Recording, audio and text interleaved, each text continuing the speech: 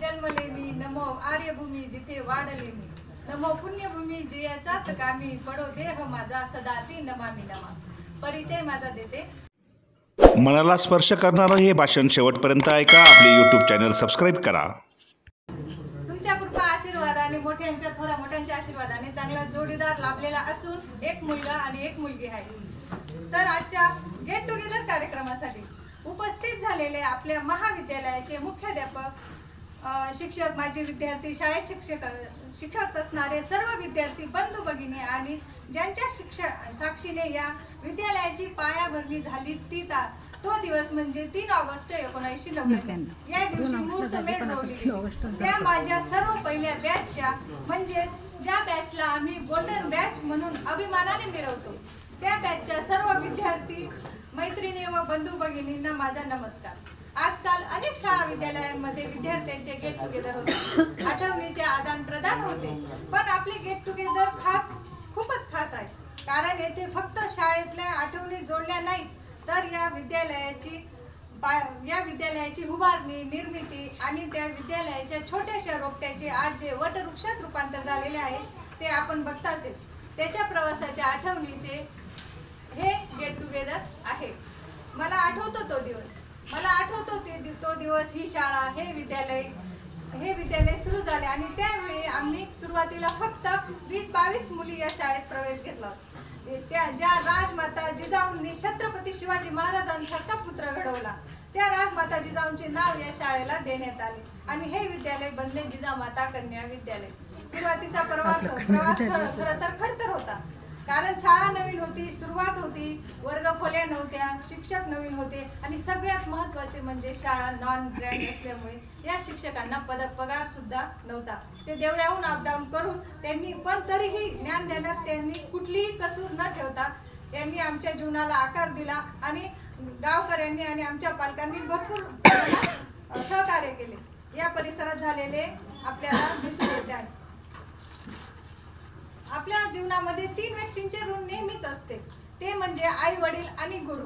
त्यांचे संस्कार, आशीर्वाद आणि आधार नेहमीच भक्कम राहते. निस्वार्थपणे ते पाठीशी उभे राहतात, कोणत्या प्रकारचे ऋण न घेता. नाहीतर आजच्या युगात फुकटचं काहीच मिळत नाही. कुठल्या तरी रूपात आपण त्यांचे ऋण फेडू या आशेने आपल्या सगळ्यांच्या मनात ही कल्पना आली आणि हा कुंभमेळा भरवला. कुंभमेळा मी मुद्दामच म्हणते कारण आई वडील आणि गुरु यांचा मेळ म्हणजेच कुंभमेळा. या घरट्यातून पिल्लू उडावे घेऊन दिव्य शक्ती. या घरट्यातून पिल्लू उडावे घेऊन दिव्य शक्ती.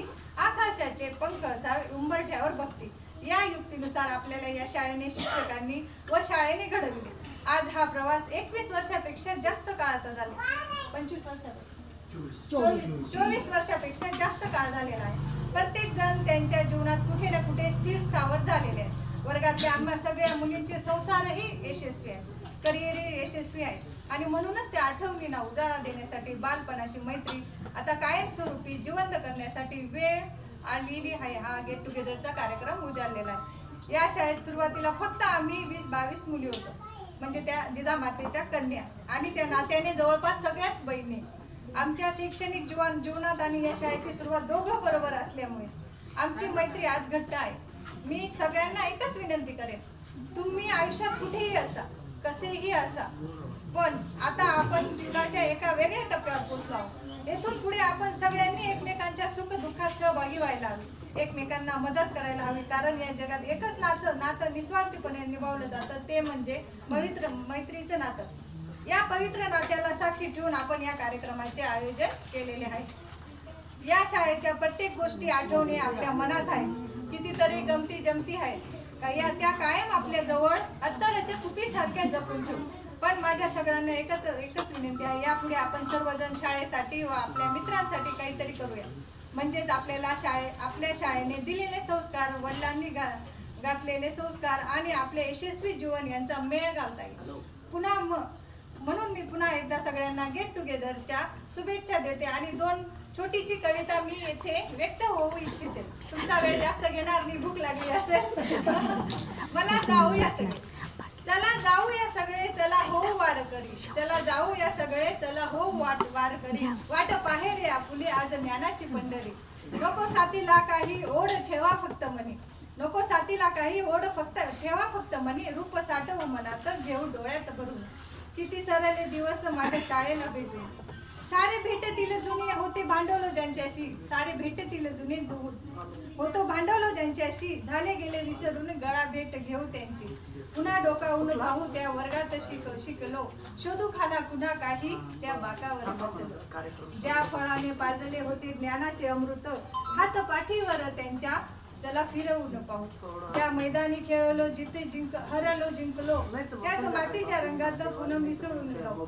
ऊन पावसात जेथे गात होतो राणी, ज्या शिक्षकांनी दिला ओल्या मातीला आकार, त्यांनी गुरूंच्या चरणी चला मस्तक ठेवून. त्यांनी चला गुरुच्या चरणी मस्तक ठेवून. आभारी आहे सर, तुम्ही आम्हाला खूप जीव लावला, त्याच्याबद्दल खूप सांभाळून घेतला.